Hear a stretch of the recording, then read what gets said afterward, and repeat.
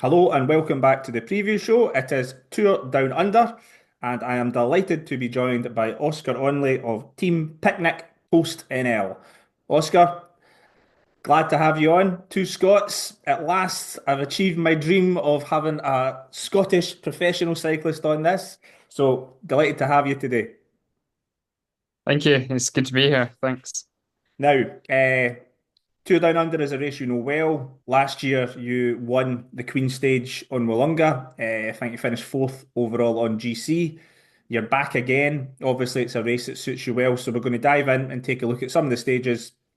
You've been out there for maybe a week or so now, so you've done recon, and you can give us a little bit of insight because the race has actually changed a bit this year, and there are some new climbs. So what I will do is I will just share my screen, and then we can get started on this.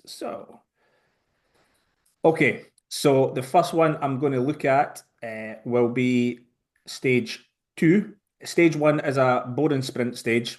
Stage one, boring sprint stage. Don't really need to do anything with that one.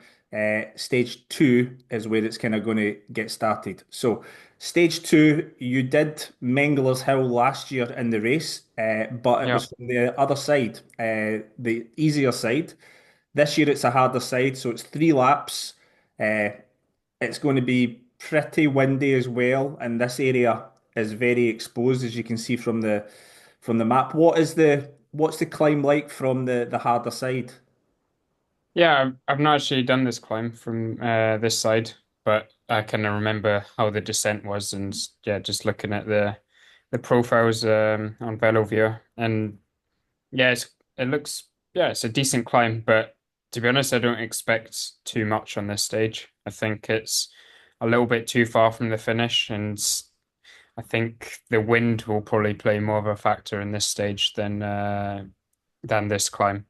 I Yeah. can't really see a team fully committing for this climb, and then yeah, you have to commit the rest of the lap to the finish. Yeah, so it's 3K at 6.6%. They did use it from this harder side a long time ago. It was 2014, and Simon Gerrans won a sprint against Andre Greipel. It was a reduced sprint, but again, it shows you if Greipel is surviving back in 2014, the vast majority of sprinters would fully expect to survive. And as you said, 22K to go from the top. So that should be a sprint, albeit some riders might be out the back door. Stage Yeah, three is when we start to see probably the first of the GC action. So this is a new climb that's been brought in this year, which is called Knott's Hill. It's 2.6K at 8%. It's done twice. And when I was speaking to Chris Harper last week, who's a Adelaide local, he said he thought it was harder than Willunga. So this is one you've reconned. So talk me through it. What's it like? yeah, I would agree with that. I think it's a pretty hard climb, and just that whole lap really is up and down, and it's definitely not the most straightforward stage. And I think yeah, this climb starts off steep. It doesn't really flatten off at all. There's a little flatter section towards the top, but yeah, it's about a 6.5, 7 minute effort. So it's yeah, it's a solid climb, and I think the top comes with about 12K to go or something. So I expect this one to shake up the GC a bit more, and I think yeah, because we don't finish at the top, it probably won't be as selective as Willunga is, but I think it will still be quite a small group coming to the finish. Yeah, this initial section, as you mentioned, it really does start with a bang. I think I saw there 17%. Uh, Yeah, and I suppose what is different from Willunga as well, it's the run towards the yeah, climb. It it's reminds me very much of it was a corkscrew road climb that they used to do. yeah, It's super fast, and the climb actually starts with a like a 90 degree left-hander, so positioning is going to be so important. Have you been on that road coming into it as well? yeah. I've done it a few times now, and yeah, it's like you said, it's the running into it is really important. It's quite a twisty little descent, not the best road surface, quite a small road as well. It's not like the gorge road going into Corkscrew. It's quite a small road, so yeah, definitely the run in is probably more important than the climb. I think. yeah, it's obviously not a long climb, so it can split straight away from the bottom. And I think, yeah, you really have to be in good position coming into it. Yeah, it's so important. In previous years on Corkscrew Road, there's been crashes on the run in because it's such a mad fight for position. Now, once you get to the top, there is actually only 5.6K to go. Now, wind direction is usually important in this race, and in terms of the climb, the wind is going to be headwind, 14 kilometers per hour. So not the strongest wind in the world, but it's still going to be in the rider's face. And then crucially, it stays headwind almost all the way to the finish. So only about 2K to go. It actually swings. Uh, so as you said, the climb is actually harder than Willunga, but it might not be as selective because it doesn't finish at the top and then there's a headwind after it. What do you think? A kind Yeah. of small Yeah, I GC think group? that wind can also play a factor with that straight section with about 2K to go. It's like a big roller coaster road, but it's fairly open. So if there is a headwind there, then yeah, it kind of reduces the chances of a group staying away or a solo rider. I would expect maybe 15, 20 guys, maybe a little bit less. It's always hard to say, but yeah, I think there'll still be a few solid sprinters in there. I'm thinking kind of Corbin Strong, someone like that. I think it could be a decent stage for him. Okay. Um, yeah, They're obviously hoping for not just one day of GC action. They tried it last year and they put that really steep climb in, but it was just too far out. I think that was yeah. the stage Del Toro went on to win. And then next day, we've got the Victor Harbour stage, which is almost identical to 2023 when Rowan Dennis took the win from a small group of GC favourites that escaped on this climb here. Again, it doesn't look the hardest in the world when you look at the pure numbers of it. It's 2K at 8%. But that year it was enough to split the group, and there was a group of maybe seven, I think, got away, guys like Dennis and Yates and Jay Vine and people like that, and they stayed away to the end. Have you been up this one? Fortunately not. I would have liked to have seen this stage because I don't know anything about it. But yeah, we've not been able to get up there. But just speaking to Alex, my teammate, he lives in Adelaide, so he knows all these roads, and I think this is going to be quite an important stage. Yeah, the wind can also play a factor. It doesn't look so windy just now, but when you're by the coast, you never know how it's going to go. And I Yeah. think, yeah, again, like you're showing here, the road's quite small. The run-in's also pretty technical again, small roads, so it can, yeah, again, it can definitely split. And yeah, like it did a couple of years ago, a small group going over the top. It's quite hard to bring back on these kind of roads. Yeah, most people expected a reduced sprint that year, and the wind conditions are very similar because it's a tailwind up the climb, but then it's the riders swing back round and it's headwind all the way back to Victor Harbour. But that year, I think it was seven riders, but Simon Yates was sitting on. He didn't contribute, and they still managed to stay away from the chasing Yeah, pack. So as you said, yeah, it's really hard to catch people.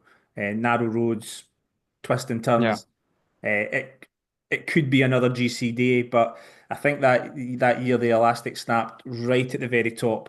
And it could go again, but it's not guaranteed.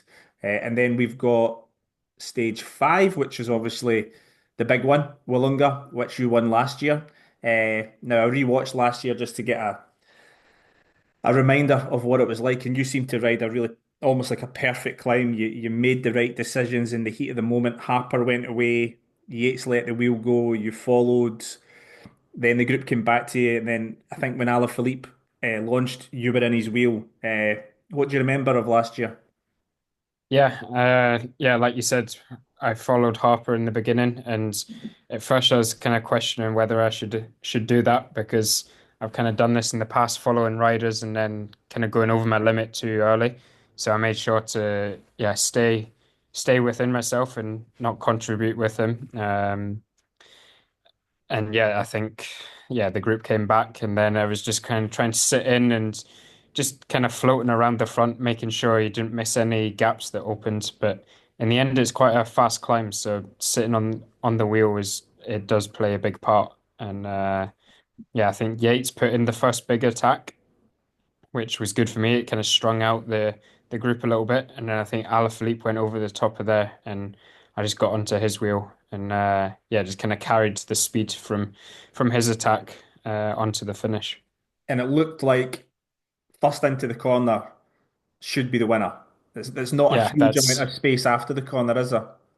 no, I think yeah, if you're leading into that corner, then you've pretty much got the win. And as well that day, you're not renowned for your sprinting speed, yet you managed to beat like really, really fast guys. Alaphilippe, Stevie Williams, Narvaez, who's, Yeah, can sometimes exactly. be up there in bunch sprints, so that must have felt pretty good.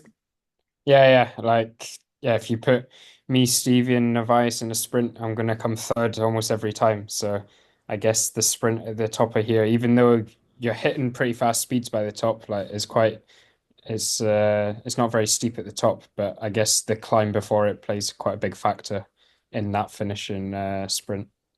And obviously, it was your first pro win as well, so to do it, loads of fans there. The Aussie crowd absolutely love this stage. It must have been pretty special to take your first win there. Yeah, definitely. Like, yeah, when I was younger, I always got excited for this race. Obviously, the first race of the year. I wanted to watch the pros, and yeah, this is the stage that everyone knows. And obviously, in the past with Richie winning, however many times, it's one that sticks in the memory. So to yeah, to get my first win there was quite special.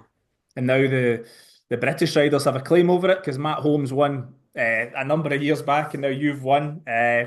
Looking at it, obviously stage three and stage five are going to be the big days. How are you feeling? You arrived maybe what was it, about a week ago. Is this a big target for you? Riders often sometimes come in here looking to go well, but you're not at your best because the season's long. So how are you approaching this one? No, I've made it a target to be honest. Like it's quite hard to make it a target. You have to be pretty on it in November, December with training and yeah, really focusing on everything. But it's a good opportunity for me. Obviously, a World Tour race to get a good result. So I've kind of made sure that I did everything right and had the best preparation I could coming into it. And yeah, the race suits me quite well, I think. So it's definitely one I'm keen for, and hopefully get a result out of it. Final stage is a crit, basically. Lap circuit of just over 4 kilometers. It's fast. There's a little climb in it, which is 300 meters at 5.4%, but really it shouldn't be a GC day, and it's just a day to keep out of trouble and try and finish safely. So in terms of the race, 2 big GC days. Weather is always important. The first stage is about 30 degrees, but then crucially for the Europeans, it's going to drop to about 21, 22, so it's going to be much better.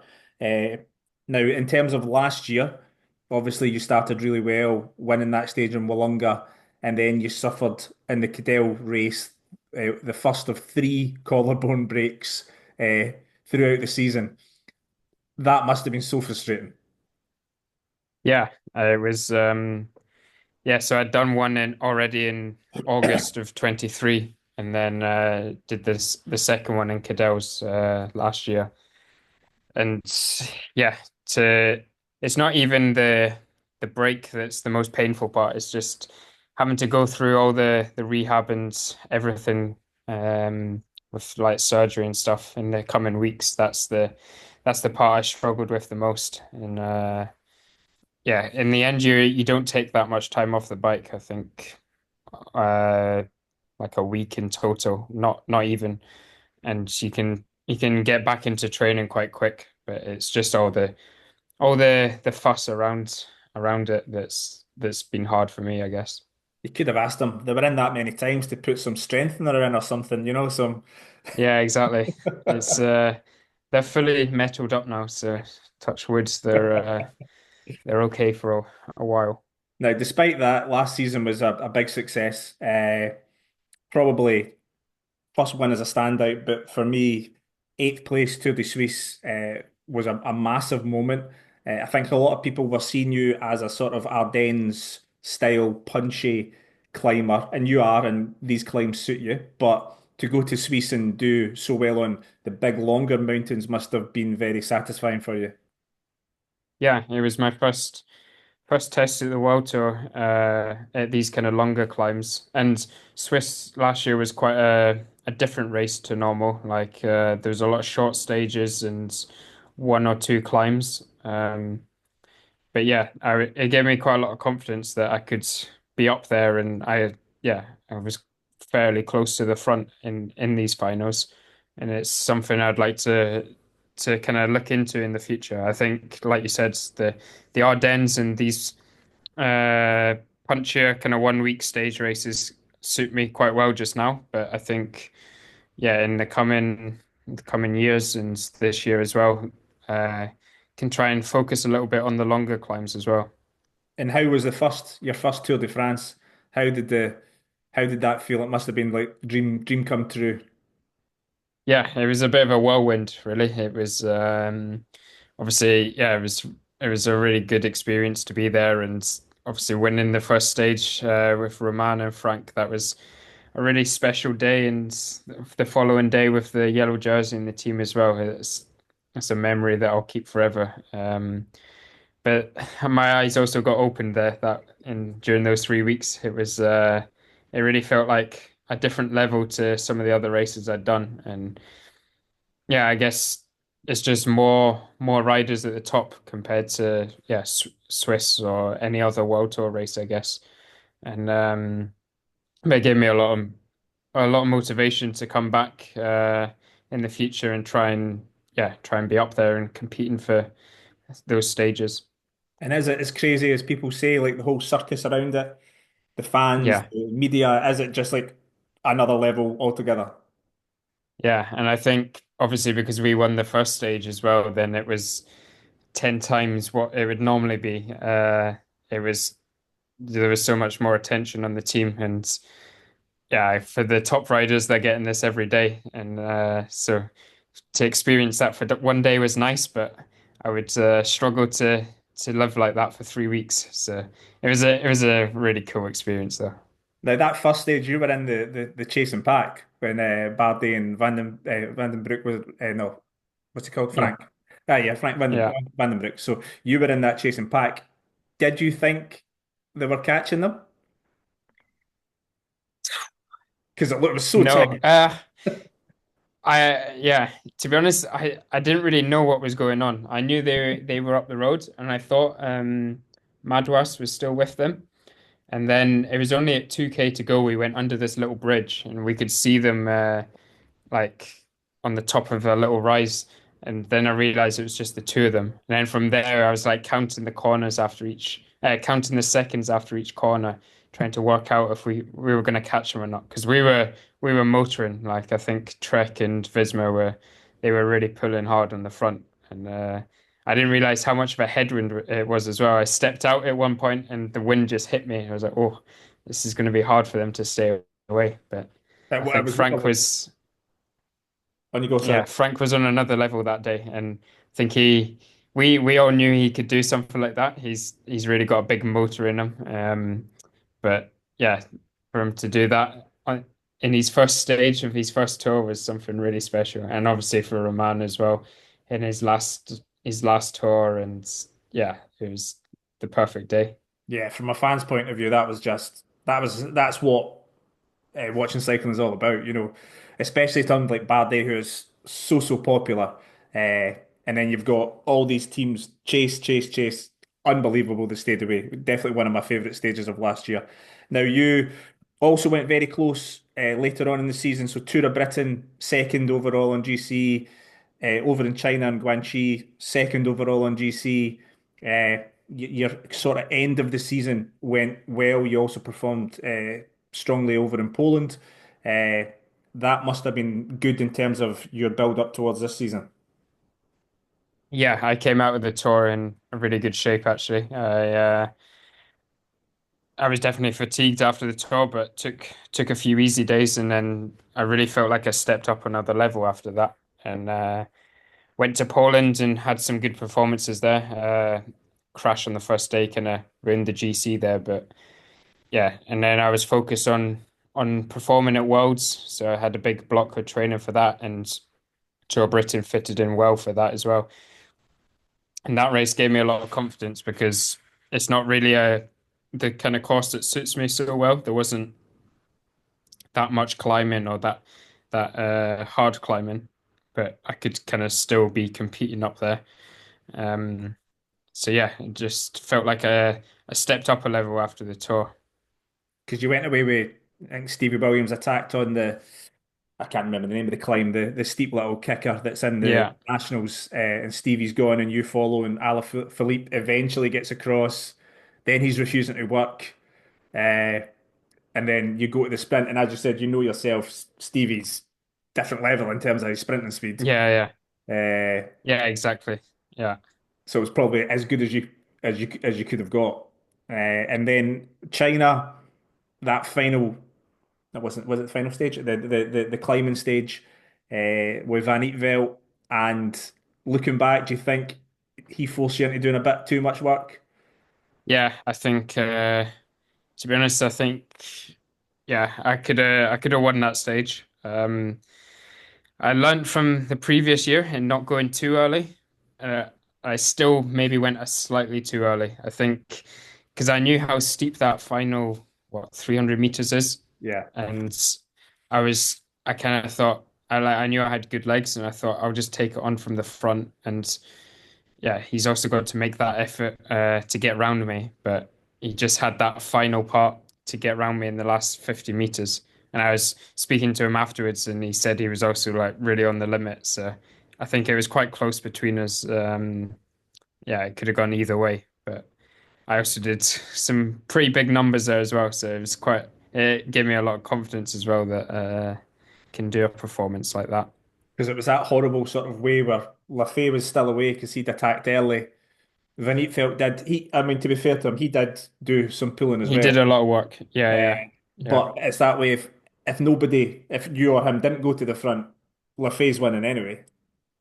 That's the thing. Like we kind of came around that corner and I could see LaFay up there. Obviously, he's on his day, he's one of the best riders at that kind of effort. And so the first thought was, right, I've got to catch him. And so I knew that Van Aert he was gonna be with me. And yeah, I guess I blinked first and yeah, put put a bit too much effort in too early. He's another one of these annoying climbers with a really fast sprint on him as well. Yeah, yeah, yeah. It's quite a trend, I think, now. There's quite a lot of climbers like this. And if you see the level now, everyone's so close that you really do have to have a bit of a kick at the end to win. Yeah. In terms of this year, going forward, I think it's been announced you're going back to Tour de France. You've spoken about TDU as being like your first goal of the season. What else is on the horizon? Yeah, so yeah, down under next week, that's the first goal. And then after that, then it's kind of focusing more on the Ardennes. Yeah, I've got a few more races before that, but the big focus is on the Ardennes. I think the worlds this year or last year kind of showed me that yeah, I think in a few years' time the Ardennes can be something that can suit me quite well. So I want to try and go there, learn the races a little bit, and yeah, try and pick up some results. And then after that is full focus on the tour again. And is there any one of the Ardennes in particular, maybe Liège, that you think maybe Yeah, suits I you slightly think better? I'm. Yeah, I. It's hard. I think Liège suits me really well, but I just don't know if I'm at that level for the distance yet. It's Right. what 260k. It's a bit different to any other one day races. And I think Flesh is also it can suit me quite well, but I think in the past couple of years I've changed a little bit and maybe my 3 minute, 4 minute power is not quite as good as my power for a little bit longer. And I think that's where the Liège climbs that suit me a little bit more. So And yeah, I even, just wanted to go there and see what happens really. yeah, and even Amstel, you know, Yeah, theoretically should suit you well. I'm not actually doing Amstel. Nah. I've done it twice now and I crashed twice. So I said that I don't Stay fancy away. doing that again. Yeah, exactly. Yeah. Well, Oscar, thank you very much for giving up your time today. Good luck when the racing kicks off next week, and hopefully, fingers crossed, you go well. Yeah, thank you very much.